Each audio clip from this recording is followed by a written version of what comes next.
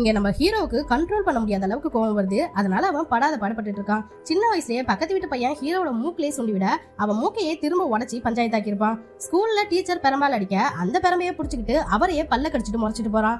இப்படியே அவன் வளர வளர அவனோட கோபமும் வளர்ந்துகிட்டே போகுது. அப்படிதான் காலேஜ்ல அவன் ஃப்ரெண்ட ஒரு குரூப் அடிச்சிட அதை அவன் ஹீரோ கிட்ட சொன்னா, அடிக்கிற வரைக்கும் பாத்துக்கிட்டு இருந்தியாடான்ட்டு ஃப்ரெண்டுக்காரனுக்கு முதல்ல அவனை வச்சுட்டு அதுக்கப்புறம் தான் அந்த குரூப்பையே புரட்டி போட்டு அடிக்க ஆரம்பிக்கிறான். அதுல ஒருத்தன் ஹீரோவோட மூஞ்சிலே குத்திட அவ்வளவுதான் அவன் மூஞ்சையே பொக்கு பொக்குன்னு குத்தி ரத்த வர வச்சிடறான். இதை கேள்விப்பட்ட ஹீரோயினும் ஹீரோவை பிடிச்சி கண்ணா பின்னான்னு கத்த அவன் பம்மிக்கிட்டே பச்சை பிள்ளையாட்டம் நிக்கிறான்.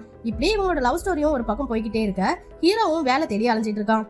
இன்டர்வியூல வெயிட் பண்ண வைக்கிறாங்கன்னு சொல்லி இன்டர்வியூ பண்றவங்களே கோவத்துல அடிக்க ஆரம்பிச்சிடறான். இப்படி இருக்கும்போது ரெண்டு பேரும் லவ் பண்றத ஹீரோட அப்பாவும் பார்த்துட அடுத்தது என்ன வீட்டை எதிர்த்து ரெண்டு பேரும் ரெஜிஸ்டர் மேரேஜ் பண்ணிக்கிறாங்க. குடும்பம் நடத்த காசு வேணும் இல்லையா, அதனால ஹீரோவும் அவனோட கோவத்தை கண்ட்ரோல் பண்ணி ஒரு இன்டர்வியூவும் நல்லபடியா அட்டென்ட் பண்ணி பேங்க்ல வேலையும் கிடைச்சிடுது. அதுக்கப்புறம் அவன் ஹீரோயின்காக கோவத்தையும் கண்ட்ரோல் பண்ணிட்டு லைஃபையும் ஸ்மூத்தா எடுத்துட்டு போக ஹீரோவோட ஆபீஸ்ல ஒரு பார்ட்டி வைக்கிறாங்க. அதுக்காக ரெண்டு பேரும் கிளம்பி போக ஹீரோவோட கொலிக்கு ஒருத்தன் எப்ப பார்த்தாலும் ஹீரோவை பத்தி தெரியாம அவன் முதுகிலேயே அடிச்சு பேசிட்டு இருக்கான். ஹீரோவும் பொறுத்து போயிட்டு இருப்பான். பார்ட்டிலையும் வந்து பழக்க தோஷத்துல ஹீரோவோட முதுகிலேயே தட்ட அதுக்கு மேலேயும் பொறுமையை இழந்த ஹீரோ பல்லாருன்னு ஒண்ணு வச்சிடறான். இதனால கடுப்பான ஹீரோயினும் அங்கிருந்து கிளம்பிட ஹீரோவும் அமைதியா பின்னாடியே போயிடுறான். வீட்டுக்கு வந்ததும் ஹீரோயினோட மொபைல் போன் அடிச்சுக்கிட்டே இருக்கும். ஏற்கனவே ஹீரோவுக்கு அவளோட ரிங்டோன் பிடிக்காது.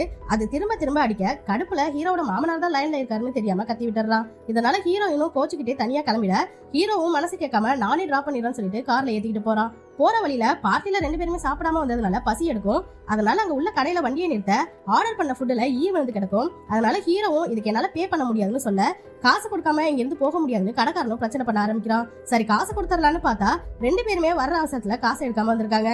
ஏடிஎம்ல பணம் எடுத்துட்டு வரலாம்னு சொன்னா உன் வைஃபை விட்டுட்டு போய் எடுத்துட்டு வான்னு சொல்றான். ஆனா அங்க ஒரு லாரி டிரைவர் ஹீரோயினையே குறுகுறுன்னு பாத்துட்டு இருப்பான். அதனால ஹீரோயினை படம் எடுத்துட்டு வர சொல்லிட்டு ஹீரோ அங்கேயே இருக்கான். ஆனா ஹீரோயின் போன கொஞ்ச நேரத்திலேயே லாரி டிரைவரும் கிளம்ப ஹீரோயினை காப்பாத்தணும்னு பார்த்தா கடைக்காரன் ஹீரோ தலையிலே அடிச்சு ஒரு ரூம்குள்ள தள்ளி கதவை சாத்திடுறான். இந்த பக்கம் ஹீரோயினை லாரி துரத்திக்கிட்டே போய் காரை இடிச்சு நிப்பாட்டி ஹீரோயின் கிட்ட அந்த பொறுக்கி லாரி டிரைவர் தப்பா நடந்துக்க ட்ரை பண்றான். அப்ப அந்த பக்கமா வந்த போலீஸ் வண்டியை பார்த்துட்டு அவன் எஸ்கேப் ஆகிட ஹீரோயினும் நடந்ததெல்லாம் போலீஸ் கிட்ட சொல்லி அந்த கடைக்கு கூட்டிட்டு போறான். ஆனா அங்க போய் பார்த்தா கடையில உள்ள எல்லாருமே ரத்த கலரில கிடக்குறானுங்க. ஹீரோவும் கையில கத்தியோட வர ஹீரோயின் பார்த்துட்டு ரொம்பவே பயப்படுறா.